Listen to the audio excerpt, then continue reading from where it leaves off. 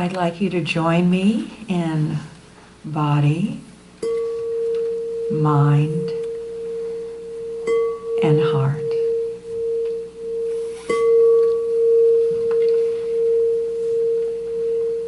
Today's reading comes from Joyous Living by Petra Wells and Christian Sorensen. You may not have great memories of family holidays. You may not have had great experiences with gifts or traditions or even the presence of life. Yet these past experiences do not have to dictate your current reality. You can choose not to recreate the experiences of your childhood. You can choose instead to have your life and the holiday experience however you want it to be right now. You can choose whom you spend time with and how much time you spend with them. Choose to create some joyous holiday time now. And if you will, go into the silence for a moment with me.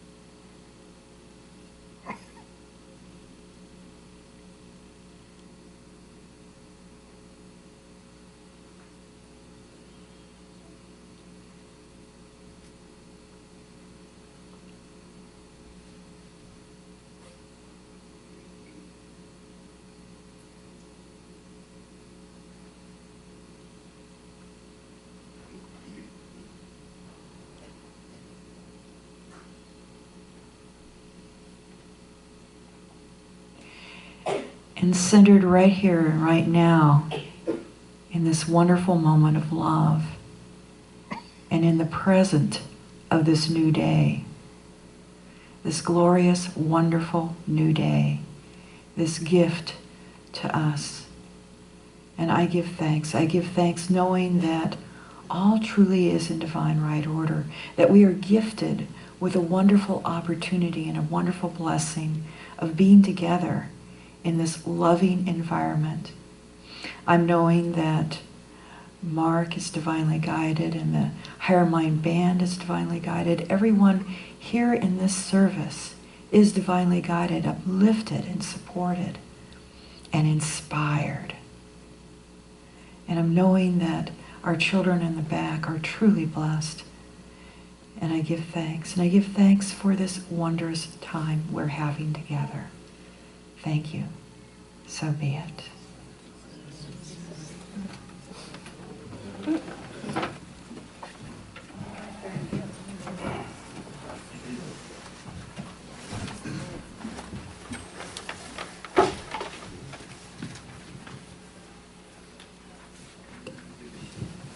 Well, we often joke that I'm Mr. Reverend Cece. And today, in fact, I am. Although the shoes are much too big for me to fill, we'll do the best we can. I've got to tell you, it takes a lot to stop that woman. But everyone has their limits, and she reached it this morning. And so we're going to muddle through and do the best we can.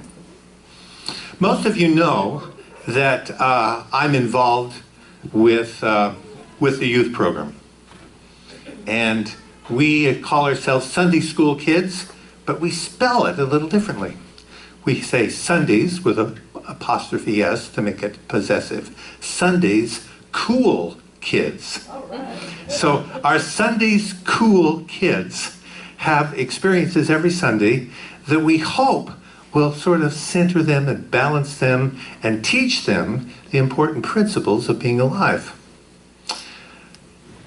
So today what I'm going to do is kind of share with you some of the things that we do at Sunday School Kids.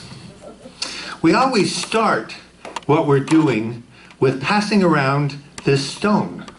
And I always ask, do you guys know what this is? And everybody raises their hand because they all know this is the heartstone. And what we do in Sunday School Kids is we hold the heartstone and put some of our warmth into it so that we all help warm the heart. So let's do that. Let's each take it and then pass it to your neighbor and put some warmth in it. We always say put it on this hand and put it on top like that and put some warmth in it. So we talk about the stone is not the heart. The stone is not the soul. The stone is a symbol, and it reminds us that we have a soul. And so we talk about the fact that it's a symbol. And the kids get it. It's a symbol. But then we talk about what is the soul? Some of us call it the soul. Other people call it other things. Like, for example, some people call it the Christ consciousness. We have a Hindu in our midst, the Chandramanis. They call it the Atman. Some of the Buddhists that hang out with us, they call it the Buddha nature. It doesn't really matter what it's called. It doesn't matter its name. Like, all the children have different names, but they know they're all children. They're all good. The name doesn't matter. What matters is we have this thing inside of us that is the source, the seat, the ground of all the love and all the peace and all the hope and all the joy that we could possibly have. And all of us have it. That's the important thing. That's what the heartstone reminds us of. And we learned a word. The word is namaste. Namaste is such a beautiful notion. Think about namaste for a minute. What namaste means, we say to the kids, it's the way my heart says hi to your heart, but that's what we say there. But here we say, namaste is the acknowledging of the fact that in you, in me, in all of us, there is this soul, the seat of all joy and peace. And when we say namaste, that part of me is looking at that part of you and saying, hi, how you doing? Good to see you. Namaste. I actually think words are really important, and we talk about words all the time in youth church. After we learned soul and Atman and Christ consciousness and Buddha nature, then we started talking about a word called, this is screwy, you guys won't believe it, what we talk about a word called equanimity. And we practice saying it, and nobody remembers it. It's not important to remember it. But what's important is they hear about this notion of what equanimity is. And equanimity, of course, is everything, everyone is treated equally. Everyone. And also it means that we have this level, peaceful kind of existence that's available to us all the time. And we say, equanimity is such an important thing, it has its very own word. And it's such an important thing, it has a really big word that sometimes is hard to remember. But what's easy to remember is we treat everybody the same. Equanimity. The next word that we worked on is called compassion. My goodness, what is compassion? Well, we had to think about that for a little while, and we decided compassion was when someone else is feeling sad or scared or tired, that we can maybe do something to help them. We don't actually start suffering ourselves in their suffering, but we acknowledge that it must be difficult, and we try to be kind to them. Then the other word is, related to that, very related, is loving kindness. And what is loving kindness? Sometimes we just say it's love. It's all love. It's all God. Loving kindness sort of takes it out of this romantic sort of thing, or familiar kind of thing, familial, excuse me, and it puts it in this broader concept that one approaches everyone with loving kindness. And then the third or the fourth, I can't lost track here, is sympathetic joy. And we had to talk about this for a little while too. Sympathetic joy means when other people are happy, you're happy too. You're happy for them. You're not jealous of them. You don't wish that they didn't have happiness so you could have happiness. You celebrate their happiness. So we practice these things, these words: compassion, equanimity, sympathetic joy, loving kindness. I believe that there's this notion the masters talk about, inculcation. Inculcation means I say something, you say something so many times it sort of becomes part of the environment, if you will. You know, the sun shines on everybody, and so you just soak it in and you become those things that you're inculcated with. You become those things that you experience. What part of it? It's the environment of youth church. We have some props that we use in youth church, and then we're going to use a couple of them here just because they help me present the story. And for the kids, they make it ever so much more real.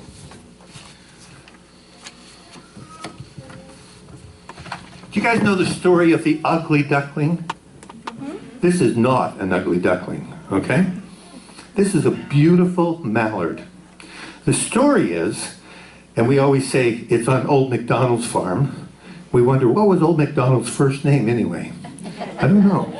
Anyway, we spent some time talking about that. I think we finally decided it was George or Henry or something. Anyway, Old MacDonald's farm, Old MacDonald is out walking around his pond and he finds an egg. He knows that there's a beautiful mallard duck sitting on some eggs just around the bend. So he picks up the egg, takes it over, and puts it in that nest. And sure enough, the mama mallard takes care of the egg, comes to hatch. But one of the little ducklings doesn't look like the others. In fact, as they grow, he gets to be really gangly. And as the others are developing these glorious colors, that wonderful green head, all the symbols of a mallard duck, this other one didn't have any. It was quite pale, was big, kind of gangly. Well, time went on, and he was sort of extrasized, and he felt terrible about who he was and what his life was about. He felt of himself, he thought of himself as the ugly duckling. One day, he saw a whole bunch of these beautiful, beautiful creatures come and land on the pond, and he looked at his reflection, and he said, "Oh my gosh, I'm not a duck at all. I look like they look." He was a swan. He was a magnificent, majestic swan. So the word we learned that Sunday was, we are majestic. We are marvelous. We're magnificent. We got confused sometimes, or sometimes we do get confused as to who we are. But it's really, really important that we remember we have this soul like everybody else has, and that is a majestic thing to have.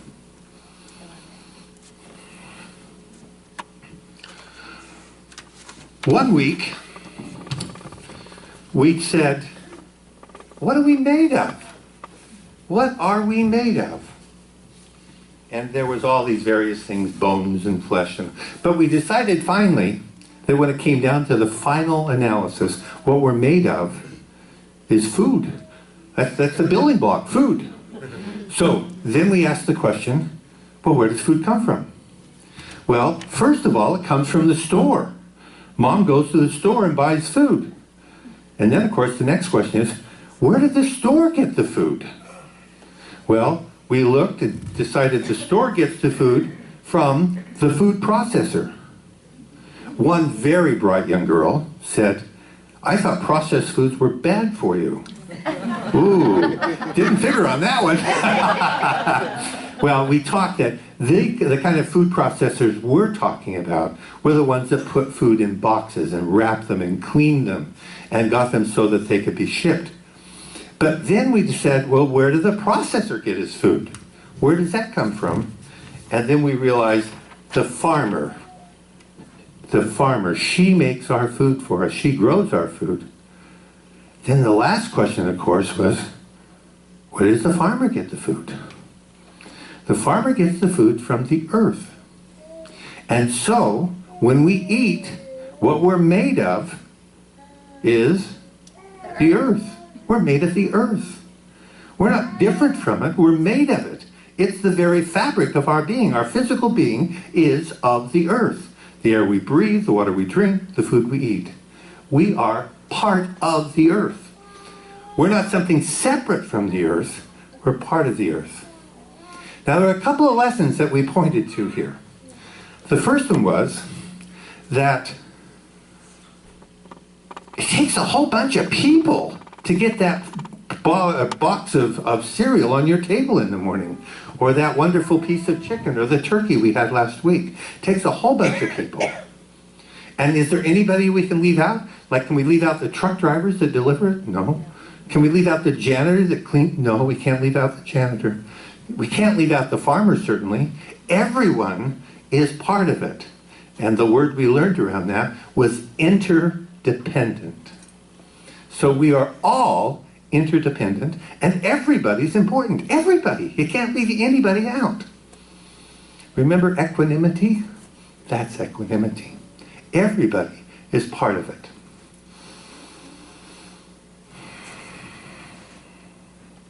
I have to go back and check my notes.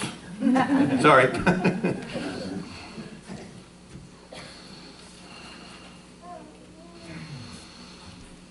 One Sunday, I brought the magic bag. One little boy said, "Why is that magic?" And I said, "Because it's a really cool looking bag, don't you think? I mean, with all the sparkles and this, it's a magic bag." And so what we do with the magic bag is you reach in and you take one of the things in the magic bag. Hold up and show them what it is. This is just for you. You choose it, and it's for you. What we were talking about this day is relationships. And each one of these special rocks that are in here was a part of relationships, of how to make relationships work. And so, who got the first one up there? I did. What is it? It says family. Family. Well, family's that's really cool. That came out first. I told you it's a magic bag. It is. Family is the heart of relationships. But it goes bigger than just your brothers and your sisters. Remember how the farmer and the processor and the store, all those things have to happen for you to have food. Well, they're part of the bigger family. We are all children of the earth, so we're all brothers and sisters, and so everybody's important. Everybody is family. Who has the next one? Friends. Friends. What do we do with friends? We treat them with respect and with kindness, with compassion, with sympathetic joy. Friends are an important part of relationships. Who's next? Charity. Charity. Oh my gosh. An old-fashioned word. An old-fashioned word and a very important word. So in terms of relationships, having charity is important. Betty? Harmony. Harmony. Oh my gosh. Now, we talked about what harmony was. And everybody understood that harmony is when you sing together and it sounds nice. Yeah, good. Harmony. Dream. Dream. I can't remember what we said dream was. You tell me what dream is in terms of relationship. Dream is to think of a bigger vision and to Yes, I think so. Who's next? Inspire. Inspire. We spent a long time with inspire. That was a hard notion. Anybody have any ideas? What's a 4-year-old going to say inspire means? Here's a little 4-year-old with there. Yeah, she would say motivated to do something. Yes, to do good. So you do things so that other people see you, and then you do. That's how you inspire them. Did you have? Oh, look at this. Peace. Peace. Okay, we'll come to that in a minute. Anybody else got one? All right. So we did all these things, and then what happened was, I asked him a simple question. This actually was kind of a hard moment for me. I said, have any of you guys ever heard about war? These are 4-year-olds and 5 and 6 and 7s. One little boy said, in fact, it's Peggy's little boy. Is Peggy here? Peggy's grandson. Peggy's grandson said, my dad's in the war. Wow. And I said, these kids are holding their magic stones. And I said, how do you think we prevent things like war and bad relationships? And I'm telling you, the light went on with these little kids. And the first little girl's named Laura, your daughter, held up her stone and she said, you have to have peace. And then somebody caught what was going on here. And then they said you have to be inspired. You have to have trust. You have to treat them like family. You have to treat them. These are 4-year-olds. And they held their stones and they were like proud. They could see how what they were holding in their hand played into this larger scheme. It was really cool. Really cool. Really cool.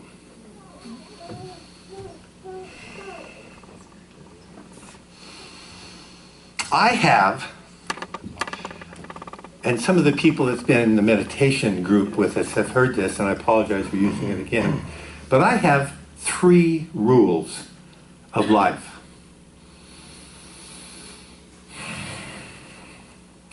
The first rule of life is you got to show up. You got to show up and bring everything you've got. You can't leave anything behind. You can't hold anything back. Every moment of every life, in the present now, you bring everything you've got to it. Everything.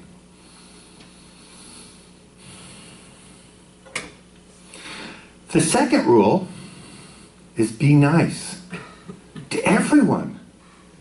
You don't choose this one as opposed to that one. You be nice to everyone. This is actually a little hard because sometimes people do things that don't normally elicit be nice. But sometimes they're feeling bad and they do stuff that they maybe wouldn't normally do. And if we're not nice to them, they do more of the same. Be nice is a big deal. A big deal. And then the last one, I love this story so much. The last one is remember who you are. Remember who you are. You are a majestic, wonderful, complete, fully perfected, joyful being. You just have to uncover it. That's who you truly are.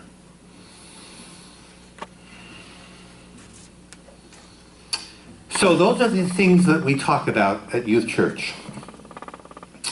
And of course you've heard, I'm sure, that we also do a little meditation. It takes 60 seconds. How do I know it takes 60 seconds? You'll find out in a moment. We all sit in a circle on a cushion. Sometimes we have a candle in the middle lit. And we sit down with our legs crossed. Henriette is fond of saying, crisscross applesauce. I'm not sure what that means, but the kids get it. And so they all sit down and cross their legs. And then I instruct them, what we're going to do now is a meditation. And so you have to sit very, very still. You can't wiggle your eyes or your toes or your hair or your ears. You have to be still and quiet while I count to 60.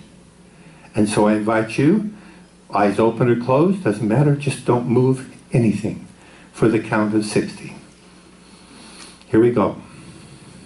1001, 1002, 1003, 1004, 1005, 1006, 1007, 1008, 1009, 1010, 1011, 1012, 1013, 1014, 1015, 1016, 1017, 1018, 1019, 1020, 1021, 1022, 1023, 1024, 1025, 1026, 1027, 1028, 1029, 1030, 1031, 1032, 1033, 1034, 1035, 1036, 1037, 1038, 1039, 1040, 1041, 1042, 1043, 1044, 1045, 1046, 1047, 1048, 1049, 1050, 1051, 1052, 1053, 1054, 1055, 1056, 1057, 1058, 1059, 1060.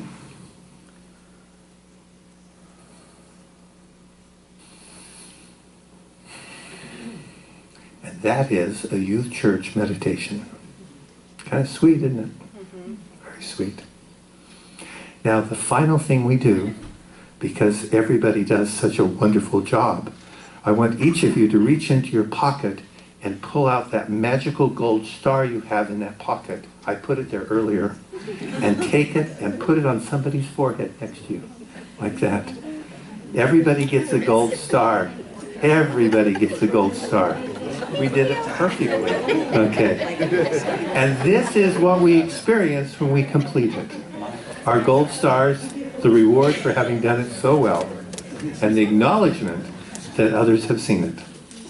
So, I thank you. Reverend Cece, thanks you for your patience with her and me. And namaste.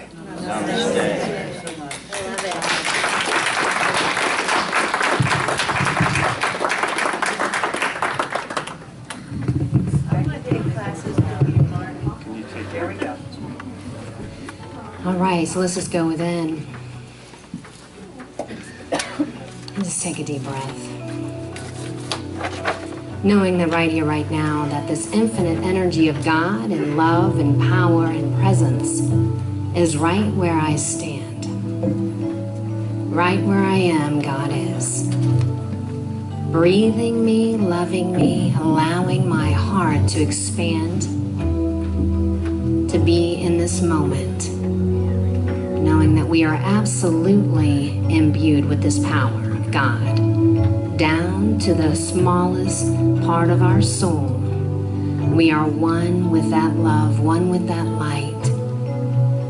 And so I know that because we are all one with this infinite energy of God, we are all so loved. We are whole, complete, and perfect. The combination of our own souls in this room together is so expansive and so powerful. It's transformative. It allows us to move to a place of a higher consciousness so that we can take that out into our life. So we can go out to the community and begin to have that open heart and that deep connection with one another, of that love and that kindness. And we see that beauty in one another. And so I know that all is good, all is whole, all is complete. And I give such thanks for this. Thank you, Father, Mother, God, Infinite Spirit. Thank you, thank you, thank you, God, as I release these words into the law, knowing it is absolutely done. And so it is. Amen.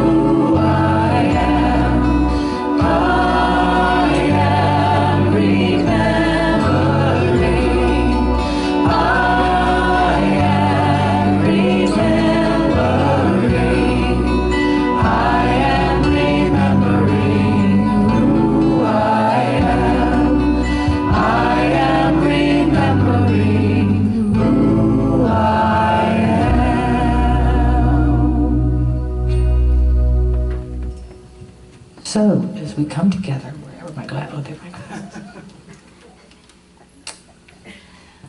So we're going to take a moment now at this time to prepare ourselves to give. We give in gratitude, and we give out of the love that we are. So we think about all of our blessings, for all that we have and for all that we are. And we give from that. We think about all we receive from the love that is around us, and we let ourselves feel the gratitude that rises up in us. As the offering basket passes through your hands, please bless it. Bless it with the abundance that is you. That is life that comes through you. The abundance for this community and all whom this community serves. And so together let us affirm. Repeat after me. Gratefully I give. I give with an attitude of abundance. I know that as I give, so do I receive. And so it is.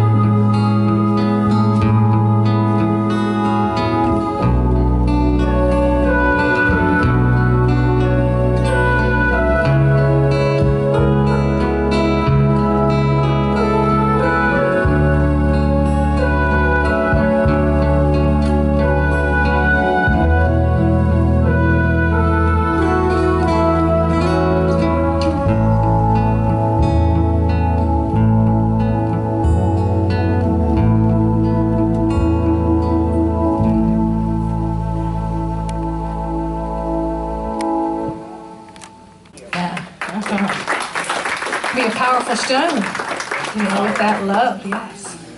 And thank you all for sending that love into that stone for the children too. So, opportunities and invitations.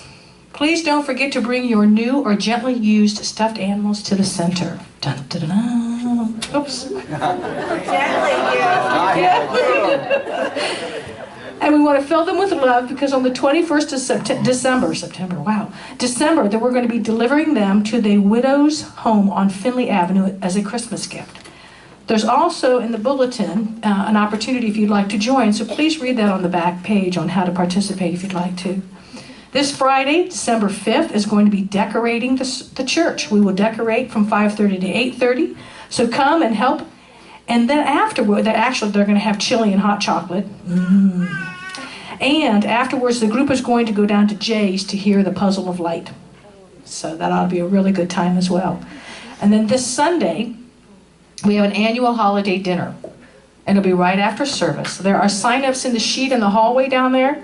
There's a sign-up sheet. So please bring a side dish to share. We have all the meats and the tofurkey covered.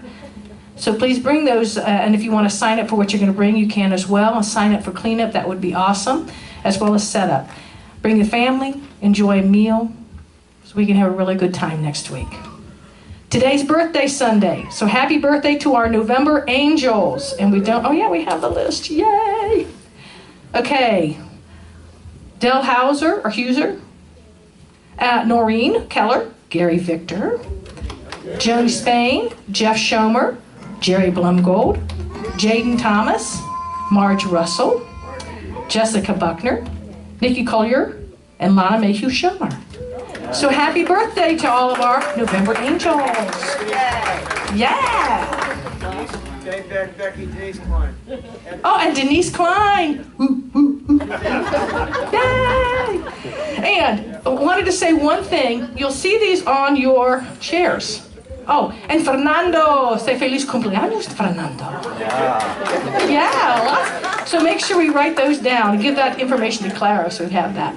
On your seats, we have these phenomenal music bulletins. We're going to be going to these rather than what you see in the bulletin, but it'll be kind of dual for a couple of weeks so you get used to it. But Clara will go ahead and have that information along with the number of the page that you'll find the song in. We do that because it really helps to conserve paper. So yeah, so it's really nice. They did a great job putting it together. So yay! And I think that's it, except we had an awesome time yesterday at the football game. Yeah. We had a massive screen. I mean, it was huge. So it worked really well, although Michigan lost, which is... No, it worked really well. And so on the back page, Claire, is there anything specific that you'd like to have announced that I haven't said? Nope? Okay. On the back of the sheet is where we'll find that. Please make sure if you're new or have questions, we'll have individuals at the welcome stand for you to answer any questions that you have.